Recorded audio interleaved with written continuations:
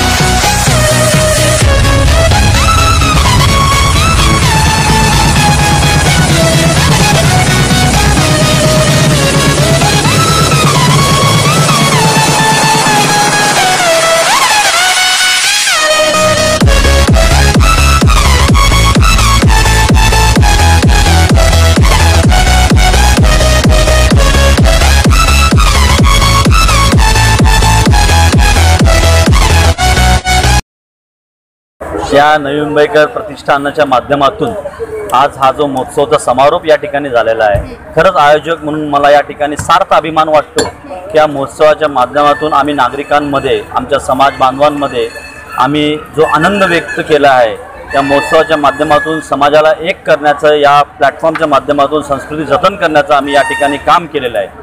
तसंच एक आयोजक म्हणून एक व्यक्ती या ठिकाणी कारणीभूत नसतो, त्याच्या पाठी त्याची टीम असते। त्या टीममध्ये आमचे किरण म्हात्रे असतील, किरण पाटील असतील, प्रल्हाद नाईक असतील, त्यानंतर सचिन पवार, माझे बंधू टिंकू पाटील, विविध प्रकारचे आमचे ग्रामस्थ बांधव, या ठिकाणचे सर्व ऐरोली गावचे कोलीवाड्यातले सर्व ग्रामस्थ ज्येष्ठ बांधव यांचं सहकार्य या ठिकाणी लाभलेलं आहे आणि त्याच्यामुळेच या महोत्सवाला आज जो प्रतिसाद भेटलेला आहे त्याचंच एक उदाहरण। सर्व पत्रकार बांधवांचं मी आभारी आहे की, आणि खरं विशेष म्हणून ऐरोली वार्ताचे, कारण या ठिकाणी ऐरोली वार्ताने जी आमच्या महोत्सवाला जी उंची दिलेली आहे आणि मी सदैव ऐरोली वार्ताच्या सर्व टीमची ऋणी आहे आणि आभारी मानतो की यांच्यामुळे या महोत्सवाला आज जी उंची गाठता आली। रवींद्र पाटील यांच्यासाठी यांनी आम्हाला हा एवढा मोठा प्लॅटफॉर्म उभारून दिलेला आहे। त्या दृष्टिकोनातून मी प्रत्येक स्त्रीला, प्रत्येक पुरुषांना हा संदेश देऊ इच्छितो की बायकांना किंवा घरी कामं करणाऱ्या बायकांना तुम्ही बाहेर काढा आणि सतत 6 दिवस सगळे अगदी सांगितल्याप्रमाणे सगळ्या महिला आवर्जून येतात, आवर्जून खेळतात, स्टेजवर नाचतात आणि बरेचसे पारंपरिक प्रोग्रामही करतात।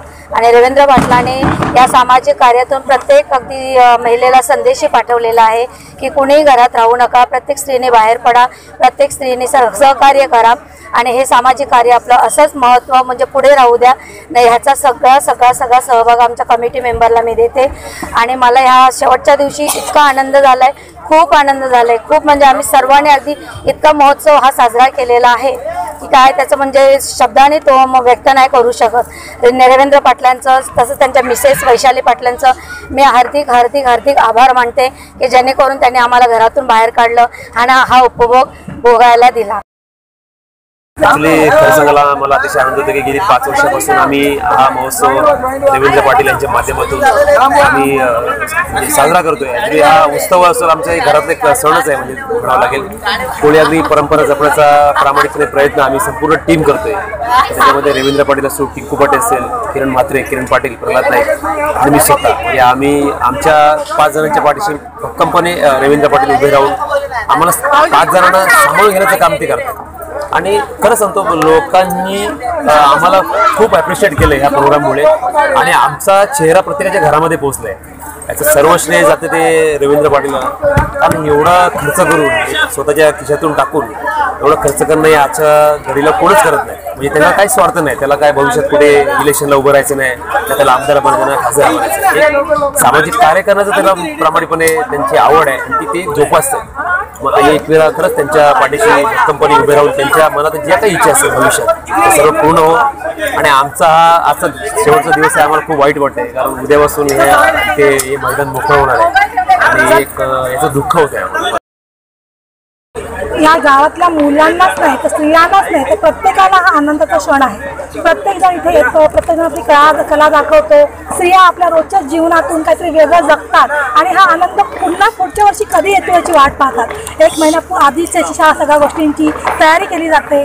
बायका जशी शॉपिंग वगैरे सगळं एक सुरू होतं आमच्या गावामध्ये। खूप आनंदाचा क्षण आहे आणि याचं श्रेय रवींद्र पाटील आणि त्यांच्या कमिटी मेंबरला आणि आम्ही सगळ्यांना श्रेय देतो कारण की सगळे गावकरी सुद्धा याच्यात स्वतःहून येऊन हा जो सोहळा आहे तो एकदम त्याला एक नवीन रूप देतात। त्याच्यामुळे I am grateful to it.